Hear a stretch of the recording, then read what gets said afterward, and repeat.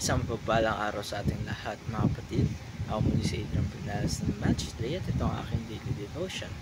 At ngayong araw ay pag-uusapan natin ay kung anong pinaka-biblical na katuruan tungkol sa end of times o post-millennialism. Mga kapatid, pag naririnig natin ang salitang end of times, madalas ay naisip natin nakapuno ito ng kapuluhan, antichrist, o tribulation o digmaan. Pero mga kapatid, mayroong isang pananaw tungkol sa end times na puno ng pag-asa at tagumpay, at ito ay tinatawag na post-millennialism. Ang post-millennialism ay ang paniniwala na babalik si Kristo pagkatapos ng isang mahabang panahon ng kapayapaan at tagumpay ng ebanghelyo dito sa mundo. Ang tinutukoy na millennium dito ay hindi kailangan literal na 1,000 years, kundi isang extended period of gospel flourishing kung saan lumalaganap ang kaharian ng Diyos sa buong mundo. Sa panahon ito, hindi lang basta mas maraming tao ang naliligtas, kundi naapektuhan pati ang kultura, gobyerno, at buong lipunan sa pamamagitan ng impluwensya ng simbahan. Ngayon sasabi sa 2 Corinthians chapter 2 verse 14, "Now, thanks be unto God, which always causeth us to triumph in Christ, and make it manifest the savor of His knowledge by us in every place." Sa pananaw ng post-millennialism, mga kapatid, ito raw ang ginagawa ng Diyos ngayon. Pinapalaganap ang mabangong amoy ng ebanghelyo sa bawat sulok ng mundo. Ngayon naman ay i-share ko sa inyo ang tatlong katuruan patungkol sa post-millennial view. Unang-una dito ay the gospel will advance powerfully in history before Christ's return. Ang mabuting balita ay hindi matatalo ng kasamaan.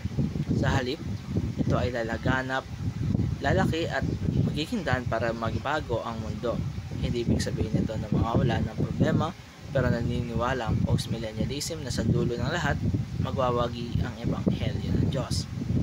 Kaya bawat isa sa atin tinatawag na maging bahagi ng advancement na ito.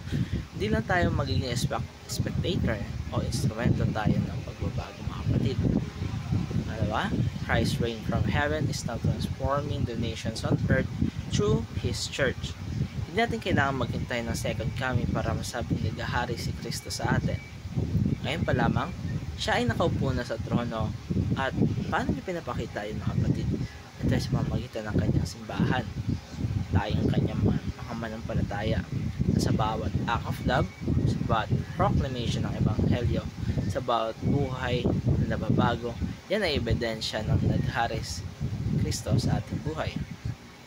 Kaya the millennial reign of Christ is a real ongoing era of kingdom influence, not merely symbolic. Para sa post-millennialism, hindi ito basta-basta metaphor lamang. Ang millennium ay isang tunay na at aktibong panahon ng paglago ng kaharian ng Diyos. This is not future na pangarap lamang. This is our present reality na habang tayo ay nagtatrabaho, naglilingkot at nagpapahagi ng ebanghelyo, bahagi tayo ng ongoing reign ni Kristo at hindi tayo nagtrabaho in vain. Dati ang ginagawa natin ay may eternal impact. Mga kapatid, kung minsan napanghinaan man tayo ng loob dahil sa mga nangyayari sa mundo, gera, kasamaan, o korupsyon, lagi natin tandaan ang pananaw ng post-millennialism, hindi natatalo ang Diyos. Ang kasaysayan ay hindi pabagsak, kundi paangat patungo sa kaluwalhatian, at ang makakalakas ng loob natin, ginagamit niya tayo para doon. At dito tatapos ang aking daily devotion. Maraming salamat sa panonood.